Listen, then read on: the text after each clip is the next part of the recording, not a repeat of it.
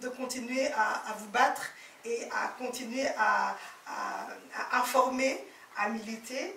Et je félicite également tout le monde associatif et toutes les personnes qui ont répondu présentes à cette invitation. Et on espère qu'ensemble, on va continuer à sensibiliser et à informer et à se battre en fait contre cette maladie. Je suis Raphaël, agent de terrain à la plateforme Prévention SIDA et je fais de la prévention autour de la santé sexuelle et ça touche tout le monde, mais également envers le public migrant, donc qui sont issus d'origine étrangère, mais également pour le public HSH, donc hommes qui ont des relations sexuelles avec d'autres hommes, et public LGBTQ+. Alors l'importance de cet événement était de réunir des personnes issues des différentes communautés culturelles, afro-latino-caribéennes, de Moyen-Orient et autres, qui ont des vécus différents, et ces échanges, au fait, c'est quelque chose qui est assez enrichissant au niveau des différentes expériences. Et j'espère que justement la présentation de notre campagne des frais en dépistage pourra justement les motiver à eux-mêmes faire quelque chose dans leur propre cercle social, faire passer des messages de prévention et briser certains tabous qui sont encore fortement présents dans nos communautés. Pour nous, c'est essentiel que les communautés puissent davantage être mobilisées pour porter cette prévention. Donc la prévention ne va pas se faire sans les communautés. Donc pour nous, il y a encore ce travail de mobilisation à faire pour que l'incidence du VIH puisse regresser et qu'on parvienne à avoir une communauté qui accède aux droits et qui soit en meilleure santé. Pourquoi une campagne sur les frais en dépistage?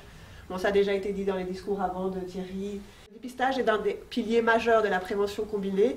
Prévention combinée, on entend préservatif, dépistage, traitement. Donc c'est les nouveaux outils de la prévention, et donc le dépistage est vraiment un des piliers centraux. Il fait partie dans les objectifs de l'ONU-SIDA d'ici 2030, l'objectif 95-95, et donc ça veut dire 95% des personnes vivant avec le VIH qui collecteraient leur statut, parmi ces personnes 95% qui auraient accès au traitement, et parmi ces personnes qui auraient accès au traitement, 95% qui auraient atteint une charge virale indétectable. Donc, pour faire stopper la propagation de l'épidémie, le dépistage est vraiment un outil central. Mais alors le dépistage précoce, pourquoi? Un dépistage rapidement. Parce qu'à partir du moment où on se fait dépister rapidement, on est vite mis sous traitement. Grâce au traitement, on atteint une charge virale indétectable, donc comme Thierry a parlé, c'est-à-dire que la présence du virus dans le sang, dans le corps, est tellement faible qu'il n'est plus transmissible, mais aussi il a un impact moins fort sur la santé. Donc ça a un double impact, c'est un impact dans la propagation du virus, mais ça a aussi un impact sur la vie des personnes vivant avec le VIH et sur leur santé, la prise en charge de leur santé. Bonjour, moi c'est Claudia, je suis infirmière à la plateforme Prévention SIDA. L'une des spécificités des IST, c'est qu'elles peuvent être asymptomatiques.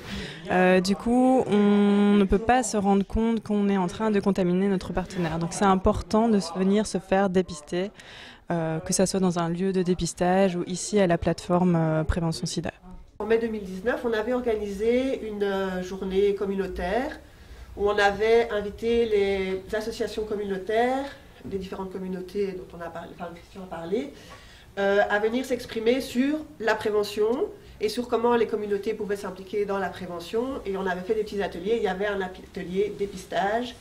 Et c'est au sein de cet atelier qu'on avait identifié un certain nombre de freins au dépistage que la communauté connaissait. Parmi ces freins identifiés, il y avait les difficultés d'accès en termes de prix, de lieux, géographiques, parfois aussi le fait de devoir aller à l'hôpital, de devoir aller dans un lieu connoté VIH ou dans un lieu connoté où on n'a pas envie d'y aller. Les horaires qui sont proposés qui ne correspondent pas toujours à la vie des gens et au vécu des gens. Les difficultés d'aborder les questions liées à la sexualité, donc de devoir aller parler à quelqu'un d'une prise de risque, de sa sexualité, de ses pratiques, la peur d'être jugé sur ses pratiques. Donc ça c'est la suivante, c'est la peur du jugement sur les comportements, la peur d'en allant s'exprimer, on reçoive un jugement. La peur de l'après-résultat, donc est-ce que j'aurai accès au traitement, est-ce qu'on va, si je suis sans papier, est-ce qu'on me renverra chez moi, est-ce que je vais être fiché, est-ce que voilà, tout, qu'est-ce qui se passe après? La méfiance envers le système officiel et parfois les difficultés déjà avec le corps médical, les a priori, les préjugés qui existent parfois déjà, et donc déjà, voilà, pas envie de devoir encore se retrouver chez un médecin ou chez... la méconnaissance de l'évolution des traitements et de l'importance du dépistage. Donc par exemple, l'idée aussi qui revenait beaucoup, c'est encore dans la tête de beaucoup de personnes, avoir le VIH c'est mourir, c'est ne plus pouvoir faire de projet, c'est la fin de sa vie.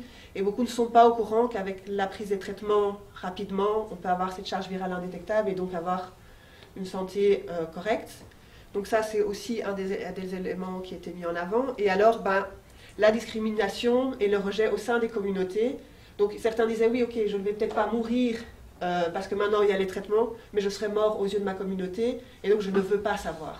Je ne veux pas savoir que j'ai le VIH parce que je ne pourrais pas l'affronter. Donc ça c'est aussi un des obstacles. La communauté afro-latino-caribéenne, en fait, c'est une communauté, comme on l'a déjà souligné lors du lancement de la campagne, une communauté marginalisée où la question du VIH, du sida est là. Enfin, il y a vraiment un nombre conséquent sur la question du VIH.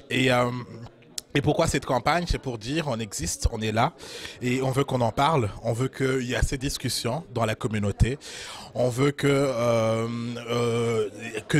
y a une visibilité, une forme de visibilité qu'on existe, qu'on est là pour se battre contre cette pandémie, le VIH, le sida et qu'on est là en fait pour dire on peut vaincre cette pandémie comme l'objectif de l'ONU-SIDA 95 dans notre communauté. Les gens ont peur de pouvoir admettre leur statut sérologique. Et c'est pour cela, avec la plateforme, on a suivi une formation sur les relais communautaires qui, justement, chacun représentant un groupe que je vous ai cité tout à l'heure, pour pouvoir être un intermédiaire entre la cellule santé qui coordonne l'information et d'autres formations s'il y a lieu, de pouvoir être un intermédiaire pour pouvoir justement apporter les discussions ou les questions qu'il peut y avoir au sujet de telle ou telle situation que nous pouvons être confrontés. Parce que imaginez qu'on est confronté face à un couple qui dit voilà, je suis séropositive et mon mari ne le sait pas. Comment le faire? Mais justement, dans la formation qu'on a fait, on a dit qu'il était important de respecter la déontologie, mais aussi les secrets professionnels. J'ai voulu répondre aujourd'hui à l'invitation de la plateforme Prévention SIDA, notamment pour aborder les conséquences psychologiques que vivent les porteurs ou les personnes qui vivent avec le VIH. Je trouve que c'est quelque chose d'essentiel, notamment parce que dans toute la démarche de prévention qui existe et dans toutes les campagnes qui visent à informer le public, j'estime que bien souvent les conséquences psychologiques sont négligées. Et donc je voulais simplement apporter ma contribution, informer davantage le public, informer la plateforme sur les réalités que peuvent vivre les personnes qui sont porteurs du VIH. La maladie du sida, finalement, a un impact très important sur le plan social, spécialement d'ailleurs dans les communautés subsahariennes où c'est encore vu aujourd'hui comme ce qu'on pourrait appeler la maladie de la honte finalement. Et ce qu'on entend par maladie de la honte, c'est bien sûr le lien ou l'association qui est faite avec une orientation sexuelle qui serait autre qu'une orientation hétérosexuelle tout simplement. Et on sait à quel point c'est difficile auprès de ces communautés de faire passer, de faire accepter ou simplement d'exprimer son orientation sexuelle quand elle n'est pas ordinaire, si je peux utiliser le mot.